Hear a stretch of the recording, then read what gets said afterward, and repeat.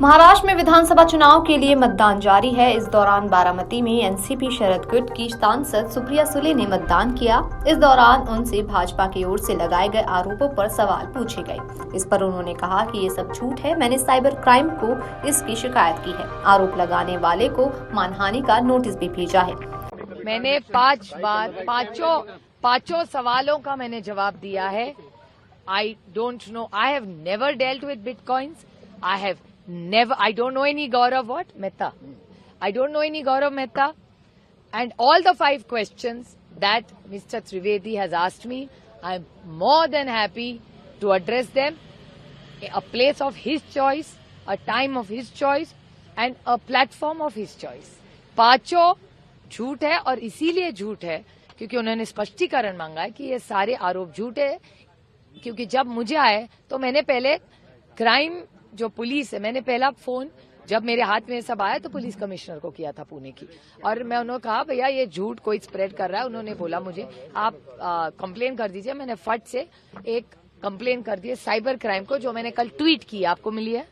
हाँ, तो मैंने साइबर क्राइम को ट्वीट की है और ईमेल से उनको भेजा है कल। उसके बाद जब श्री त्रिवेदी जी ने उनकी प्रेस कॉन्फ्रेंस की, मुझे 5 सवाल पूछे, 5 के जवाब मैंने तो दे दिए हैं। It's up to him now, वो जहां चाहे। I am happy to debate with him at a place of his choice, time of his choice, city of his choice. वो जहां कहेंगे मैं आ जाऊंगी, कोई दिक्कत नहीं है। सब उनकी कन्वीनियंस देखे, मैं तो कभी भी आ सकती हूँ।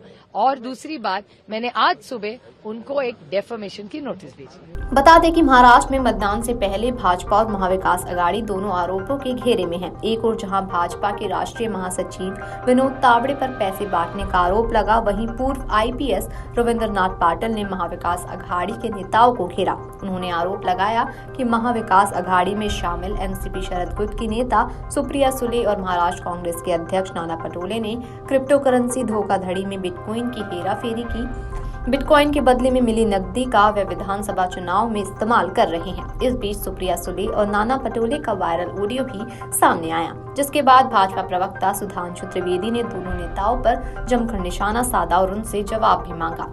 भाजपा सांसद सुधांशु त्रिवेदी ने प्रेस कॉन्फ्रेंस करके एनसीपी एसपी नेता सुप्रिया सुले और महाराष्ट्र कांग्रेस प्रमुख नाना पटोले पर महाराष्ट्र विधानसभा चुनाव के नतीजों को महाविकास अघाड़ी के पक्ष में बदलने के लिए अवैध बिटकॉइन लेन देन में शामिल होने का आरोप लगाया। वहीं बारामती सांसद ने आरोपों से इनकार किया और कहा कि भाजपा घटिया राजनीति कर रही है। सुधांशु त्रिवेदी ने एक प्रेस कॉन्फ्रेंस के दौरान कहा कि बहुत गंभीर और चिंताजनक तथ्य सामने आए हैं जो एमवीए के भ्रष्टाचार को धीरे धीरे उजागर कर रहे हैं और ये स्वतंत्र और निष्पक्ष चुनाव के बारे में एक गंभीर सवाल है। सुधांशु त्रिवेदी ने कहा कि नाना पटोले, सुप्रिया सुले, पुलिस कमिश्नर अमिताभ गुप्ता और डीलर अमिताभ के बीच वॉइस नोट्स का आदान प्रदान हुआ है। वहीं बारामती सांसद ने सुधांशु त्रिवेदी द्वारा लगाए गए आरोपों से इनकार किया। अपने ऊपर लगे आरोपों पर एनसीपी एससीपी सांसद सुप्रिया सुले ने कहा कि मैंने सुधांशु त्रिवेदी के सभी सवालों का जवाब दिया है। ये झूठ कोई फैला रहा है। मैंने साइबर क्राइम को इसकी शिकायत की है। सुधांशु त्रिवेदी जहां चाहे, मैं उनकी पसंद की जगह पर, उनकी पसंद के समय, उनकी पसंद के मंच पर बहस करने के लिए तैयार हूं। साथ ही उन्होंने अजीत पवार के आरोपों पर भी जवाब दिया कि वे अजीत पवार हैं और कुछ भी कह सकते हैं। सुप्रिया सुले और नाना पटोले पर लगे आरोपों पर अजीत पवार ने कहा कि उनका जो ऑडियो क्लिप दिखा रहा है, मैं सिर्फ इतना जानता हूँ कि मैं उन दोनों के साथ काम किया है।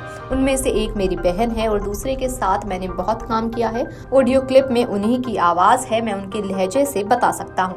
जांच हो जाएगी, जांच के बाद चीजें भी स्पष्ट हो जाएंगी। सुनिए अजीत पवार ने अपने बयान में और क्या कुछ कहा है। उसके बारे में जो कुछ ऑडियो दिखा रहे हैं, वो आवाज के बारे में मुझे इतना ही जानकारी है। मैं दोनों को भी बहुत अच्छी तरह से जानता हूँ, बहुत सालों से जानता हूँ।